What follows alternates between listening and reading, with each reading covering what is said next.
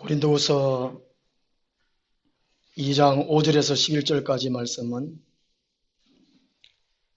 교회 안에 문제가 있었을 때에 문제를 일으킨 사람을 어떻게 할 것인가, 그것을 말씀해 주고 있습니다. 5절에서 11절까지 함께 읽겠습니다.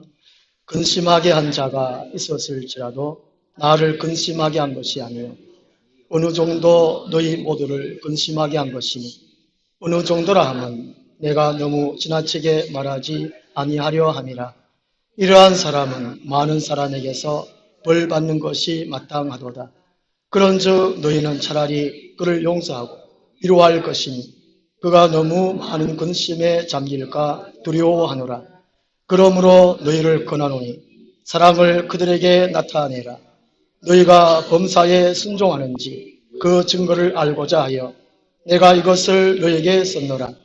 너희가 무슨 일에든지 누구를 용서하면 나도 그러하고, 내가 만일 용서한 일이 있으면 용서한 그것은 너희를 위하여 그리스도 앞에서 한 것이니, 이는 우리로 사탄에게 속지 않게 하려 함이라. 우리는 그 계책을 알지 못하는 바가 아니로라. 아멘.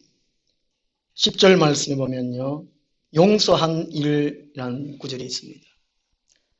용서하는 일이라는 제목으로 말씀을 드리도록 하겠습니다.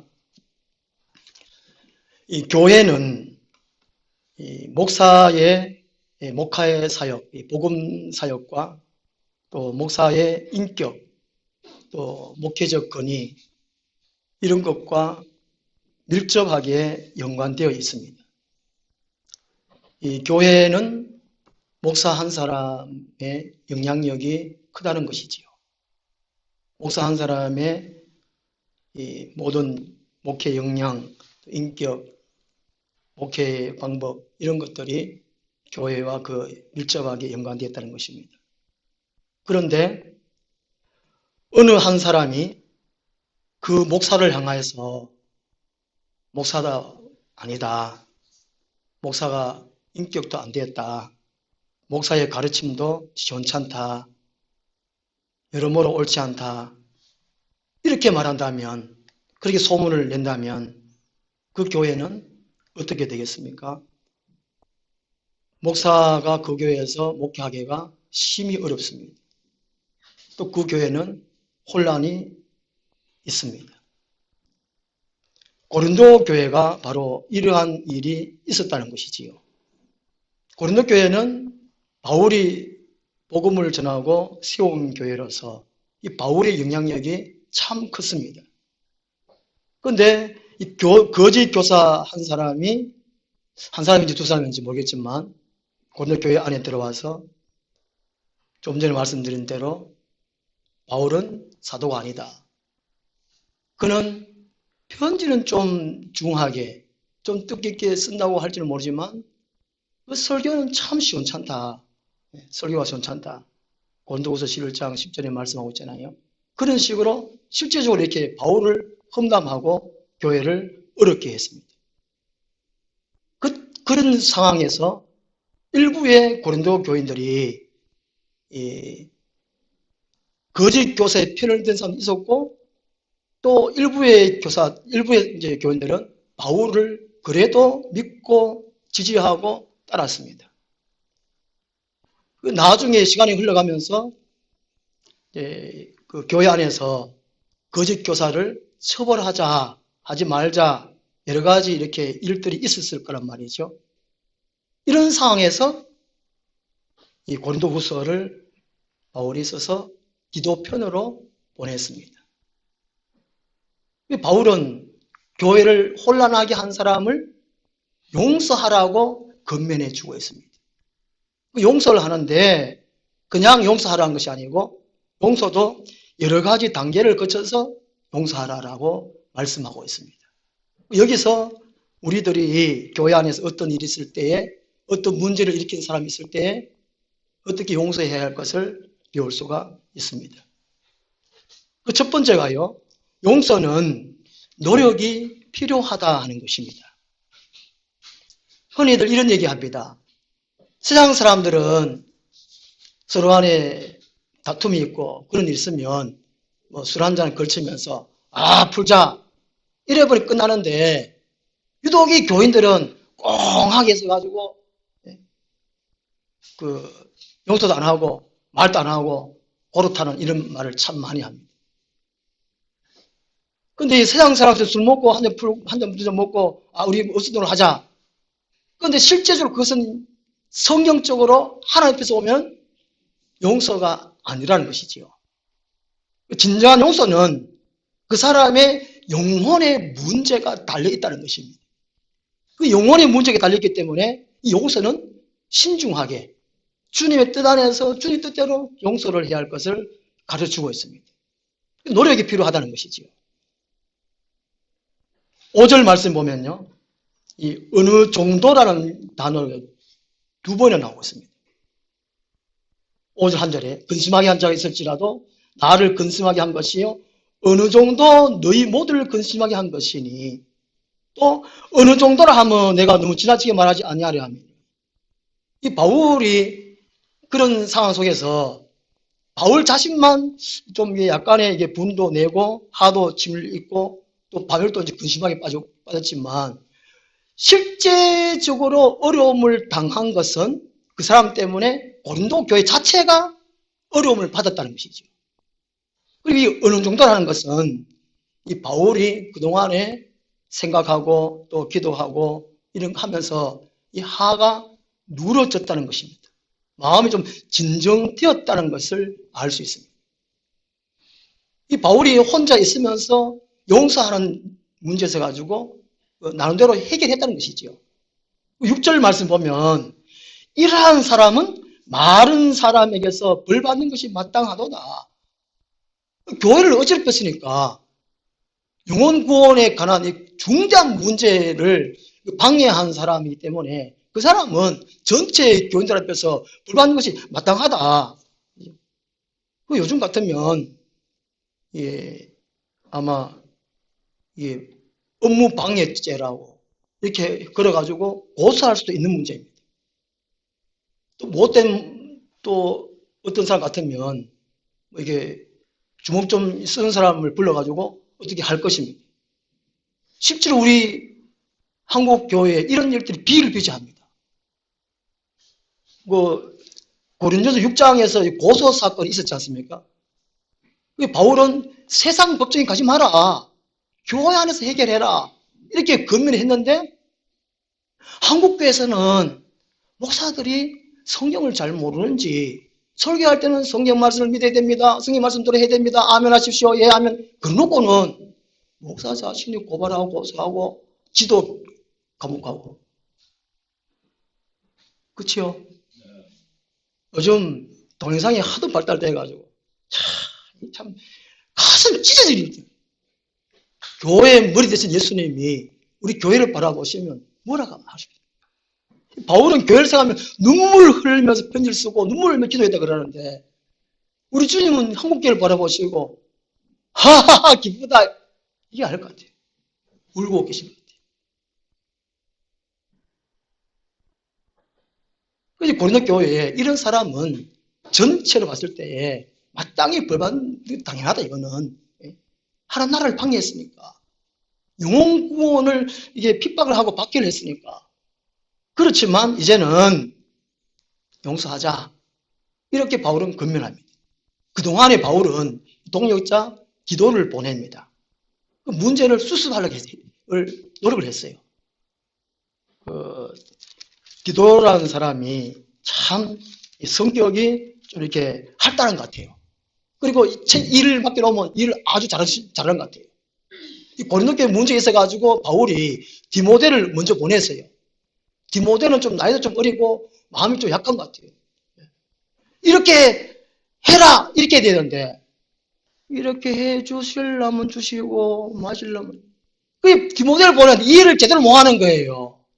그래가지고 바울이 다시 디도를 보낸 것입니다. 나중에 디모데는 에베소 교회를 목회하고 디도는 어느 교회를 목회했죠. 그레데 교회에 목회했습니다. 디도는 아주 일을 제일 잘했어요. 아주 담대하고 아주 활달하고 우리 이렇게 해가지고 하자, 막 이렇게 했어요. 바울은 이 디도를 보내가지고 교회의 문제를 수습하는 이 노력도 했다는 것이죠. 그리고 어느 정도의 시간이 흘렀습니다. 상황이 좀 원독교회가 정리된 상황입니다. 그런데 다시 그 문제를 끄집어내가지고 이 감정을 자극하는 일은 하지 말자 하는 것입니다. 창세기 33장 4절과 15절 말씀 보면 이 야곱과 에서 이야기 나옵니다. 이 야곱이 형의 장자권을 빼앗습니다. 그 당시에 장자권은 상당하거든요. 우리나라에도 장자는 아버지 부모의 재산을 많이 받잖아요. 요즘은 안 그렇잖아요. 그죠? 얼마 전까지만 해도 자녀들 쭉 있으면 장자가 제일 많이 받았잖아요.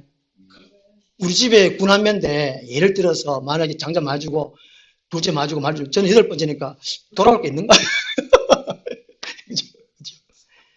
이 야곱이 형의 장자권을 한 걸 다 빼앗고, 그리고 아버지가 이제 다 연세 많으셔가지고 늙어가지고 앞도 잘 안 보이고 이럴 때에 아버지가 축복하고 이제 돌아가려고 죽으려고 이제 생각하고, 평상시에 좋아했던 에서 보고, 야, 내가 좋아하는 음식 좀 만들어 온나? 그럼 내가 마음껏 축복해 줄 테니까. 그래가 에서가 막 좋아가 랄랄라 하고 사려가가지고 사역을 탁 해가지고 왔는데, 니 누구로? 아버지의 그날을 에서인데요. 이삭이, 좀 아까 왔던 놈은 누구로? 상세한 얘기 안 해도 이해하시죠? 옳고는 이야기가. 그러니까 에서가 통을 하잖아요. 아버지, 남겨놓은 복 좀 없는 게 없다. 그러니까 에서가 막, 얼마나 납니까? 이놈은 내 동생이 야곱 시키면 당연히 죽게 된다고 막. 부분하고 이제 야곱 어디 갔어? 그런 차에 그 어머니 르브가가 야곱을 다 빼돌려가지고 오빠 집에 보내잖아요. 이 에서가 얼마나 하는지 이놈 시키면 죽여라. 그 하가 세월이 흐르면서 수그렸어요. 용서했습니다. 아마도 자기 자식들한테는 이 에서가 얘기를 한 것 같아요. 얘들아, 옛날에 있잖아. 너희 동생이, 내 동생이 너희들 받을 복을 다 뺏어갔단다. 이러니까 에서는 그래도 용서하긴 했는데 에서의 후손들이 용서를 못 한 겁니다. 에스겔에서 보면은 한을 1000년 동안 푼 거였어요. 우리나라 사람들은 일제에 그렇게 강점기 때에 그렇게 욕먹고 핍박당하고 죽임당하고 억울한 일 많이 당했잖아요. 근데 이제 다 잊어버렸잖아요. 그죠? 그래가지고 일본의 맥주도 1등으로 수입해가 말수배가 먹고 그렇잖아요. 그 막 일본 문화를 막 따라가고 자존심이 민족의 자긍심 그런 게 없어요. 다 팔아먹고. 그 에서의 후손들은 한을 막 푸는 거예요. 이놈의 야곱, 우리 삼촌. 그래가지고 이스라엘을 괴롭힌 것들이 에서 후손이에요. 창세기 33장 4절 15절 보면은 20년 후에 이제 에서가 야곱을 만납니다. 만나요. 그래가지고 둘이 어긋맞고서 웁니다. 형이 용서를 한 것이죠. 세월이 이렇게 참 중요합니다. 시간이 참 중요합니다. 그래서 뭐 이런 것처럼 바울도 시간이 흘렀는데 다시금 옛날에 꺼내가지고 막 그럼 자식 해가지고 용서 안 하고 이러면 안 된다는 것이죠. 그 용서를 해야 된다는 것이죠. 7절 말씀 보면요. 그런즉 너희는 차라리 그를 용서하고 위로할 것이니 말씀입니다. 바울이 이름을 거론하지 않습니다. 이름을 거론했다면 아마 이름을 다른 서신에 보면 바울이 이름을 거론한 때가 있습니다.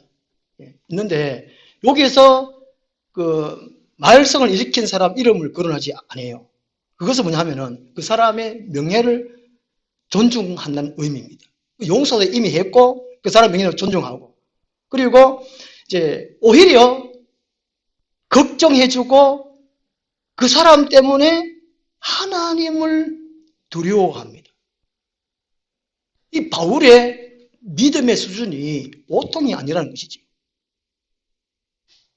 그 사람을 용서 안 함을 통해 가지고 하나님이 어떻게 하실까?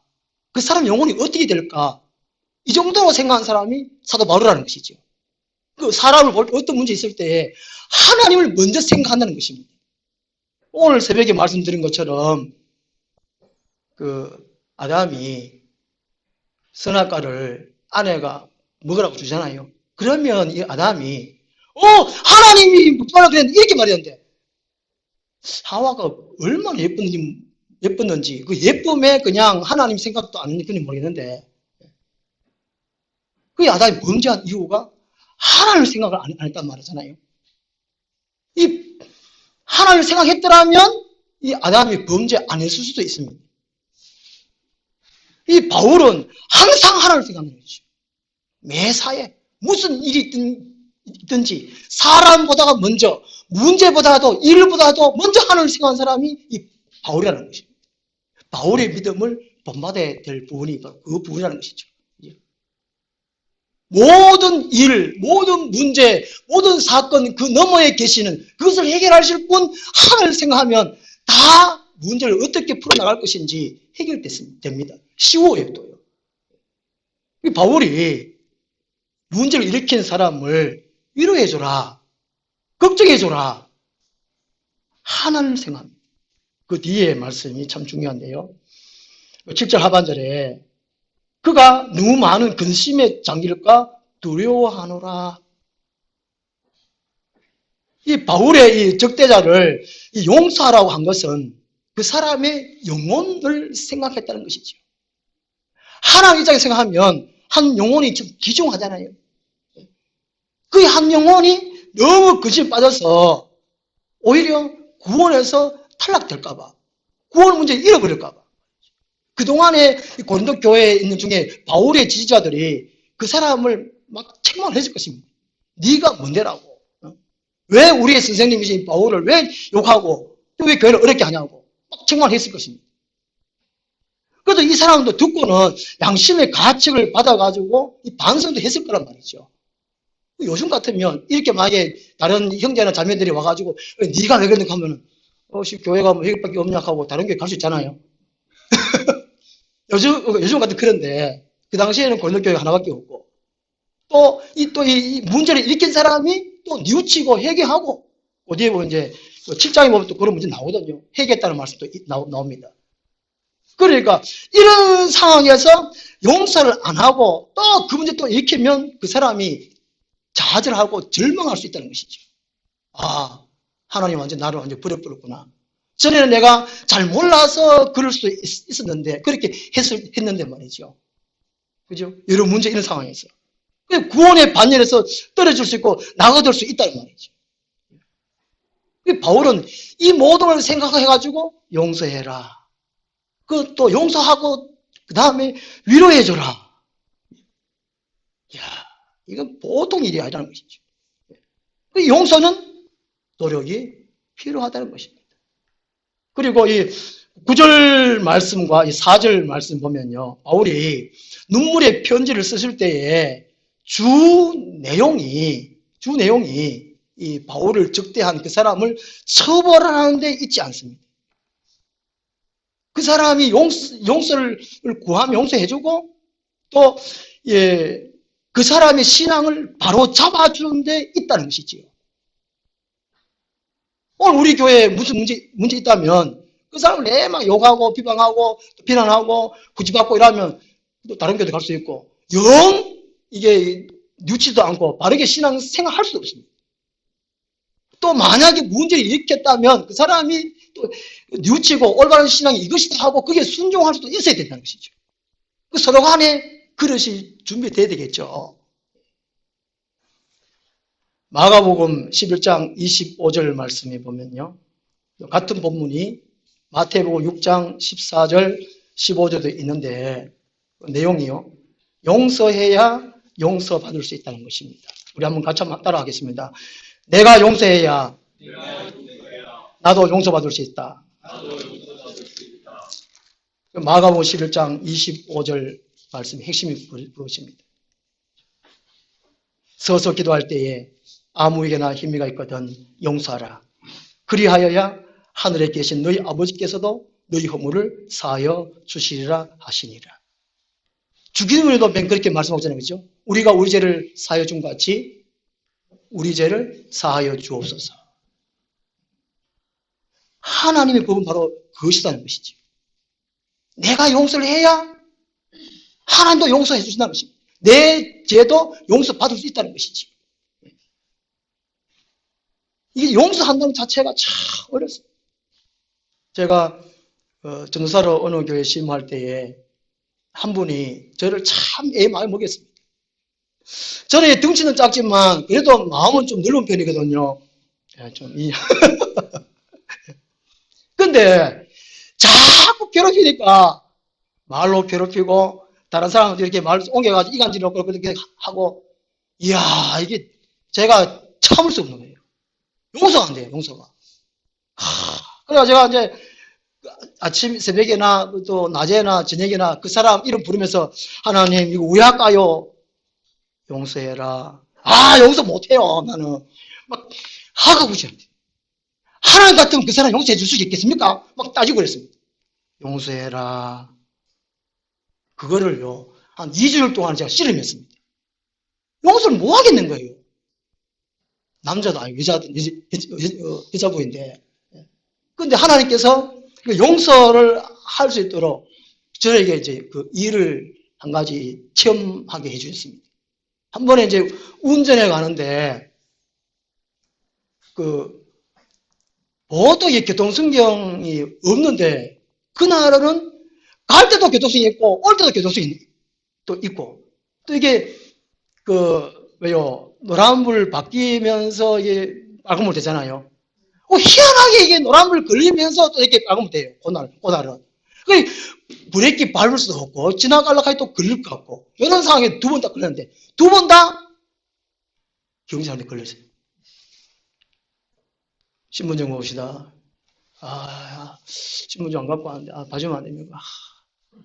이래가 막 제가 빌었습니다. 이렇게 샤삭 경찰한테 그냥 봐주시오. 이거 노름만 들려갔다면 하고 뭡니까? 위반했습니다. 신분증 봅시다.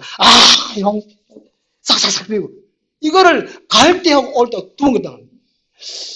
그래가지고 그런 일이 없었는데 그래가 제가 그날 밤에 기도를 하는데 또 그 사람 이름 부르면서 기도하는데 용서해라. 용서가 바로 그것이다. 네가 그 빌었지 않냐?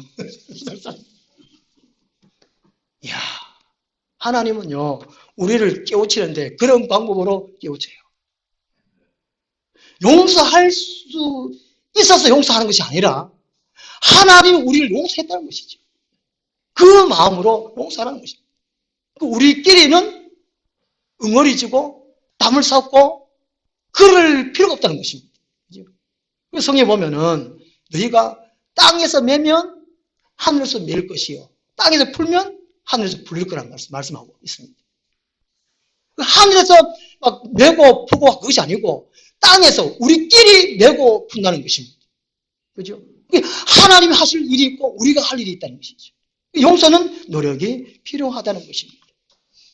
요즘 이제 치매 때문에 참 국가적으로 이게 참 문제지 않습니까?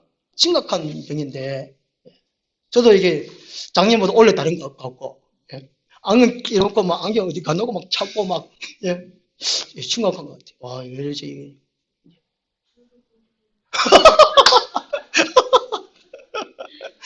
우리 정을 참 소리 잘 듣네. 야, 큰일 났다. 그러면 초등학교 5학년인데. 우짜지, 이거. 우야지. 우리, 뇌 세포는, 다른 세포는 죽고 새로 형성되고 그렇게 합니다. 세포는. 근데 뇌 세포는 이게 다시 망가지고 다시 생성되고 그런 게 없대요. 뇌만 그렇대, 뇌만. 의학적으로 공부하시는 분들은 그렇게 아시겠지만. 근데 이게 뇌가 세포가 죽는 것이 치매에 걸리는 것이 건망증이나 정맥에 걸리는 것이 그게 주 원인이 이게 번민이 너무 심할 때 과도한 스트레스 압박감 받을 때 고민을 막 할 때 걱정을 너무 막 심하게 할 때 이때 뇌세포가 파괴된대요. 그리고 이게 잠을 좀 푹 자야 되는데 잠을 안 잘 때, 이럴 때에 뇌세포가 이렇게 그렇게 된답니다. 이게 그걸 예방할 수 있는 게 노력이 마음을 밝게 하는 거라고. 마음을 밝게. 옛날부터 얼마 전부터 웃음 치료가 하잖아요. 웃음 치료, 그죠? 병원에서 의사 선생님도 웃음 치료. 농담으로 잘 웃길 수 있는 의사 선생님, 전문적 웃음 치료사도 따로 이렇게 또 생기고 그러는데, 이 웃는 게 뇌에서는 얼마나 좋답니다. 그래가지고 설교도 한 번씩 웃겨주고 그래야 되는데, 죄송합니다. 이래가 웃고, 그죠? 예. 뇌에 좋은 것은 마음을 받게 하는, 웃는 거. 병신 나오잖아. 오늘 고난주 왔는데 죄송합니다. 이게 참 뇌가 중요하잖아요. 예. 그게 노력이 중요하다는 것입니다. 용서도 맨 마찬가지라는 것이죠. 그만큼 용서가 노력이 필요하다는 것이죠. 우리 마태복음 18장 한번 찾아보겠습니다. 마태복음 18장 15절 말씀. 제가 한 10년 전쯤에 교회에 무슨 문제 있어서 장로님하고 저하고 상담하는데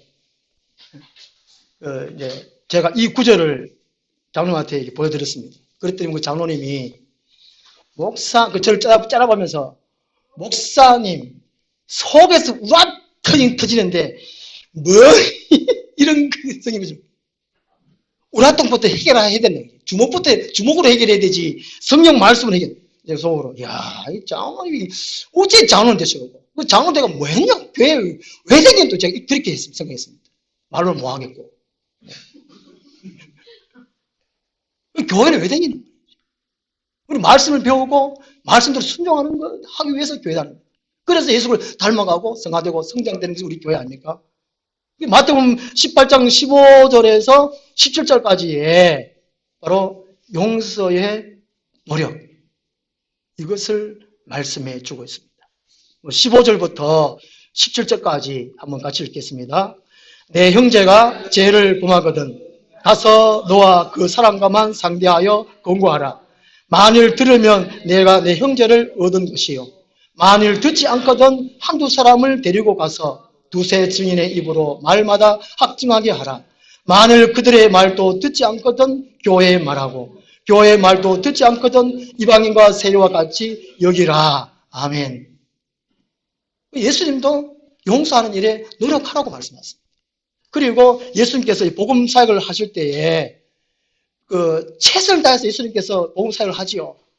안 받아들이면 어쩔 수 없다고 말씀하시고, 또 심판날에 이 고모라 성이 멸망한 것보다 더 멸망하리라, 이렇게 예수님께서 말씀하셨거든요. 예수님께서 노력하셨어요.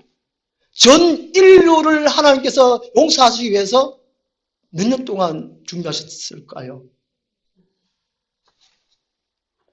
구약의 아담이 범죄하고부터 신약 예수님 오시기까지 그만큼 준비하셨어요. 그 4,000년, 약 4,000년, 그죠? 예수님, 하나님이 우리 사람들을 용서하시기 위하여 4,000이나 준비하셨다니까요. 구세주를 보내주리라, 메시아를 보내주리라, 이렇게 살아라, 내게 돌아오라. 그렇게 꾸준히 하나님이 노력하시고 애쓰시고 힘쓰시고, 결국에 말라기 시대가 안 돼가지고 하나님이 닫고 돌아서 버리고 3년 동안 침묵하시다가 드디어 예수 그리스도를 보내주셨습니다. 구속 사역을 하셨지 않습니까?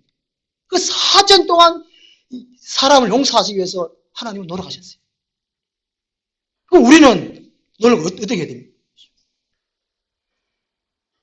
아직까지도 누구 용서 보내져가지고 꽁하게 있고, 이렇게 있으면 주님의 말씀대로 순종 못하는 우리라는 것이죠. 기독교의 핵심이 용서이지 않습니까? 하나님이 우리를 용서하셨다.